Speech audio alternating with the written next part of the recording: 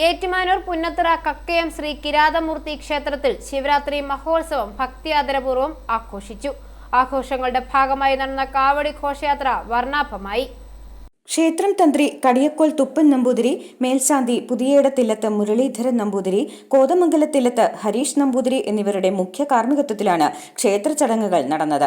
മഹാശിവരാത്രി ദിനത്തിൽ വിശേഷാൽ ശിവരാത്രി പൂജകളും അഷ്ടാഭിഷേകവും ശിവരാത്രി വിളക്കും നടന്നു. തിരുവരങ്ങിൽ വേദജപം, ശിവസഹസ്രനാമം, ലളിതാ സഹസ്രനാമം, നാരായണീയം, അഖണ്ഡനാമാർച്ചന, കൈകൊട്ടിക്കളി, ഗാനമേള, തിരുവാതിര, നൃത്തനൃത്യങ്ങൾ എന്നിവയും ഉണ്ടായിരുന്നു.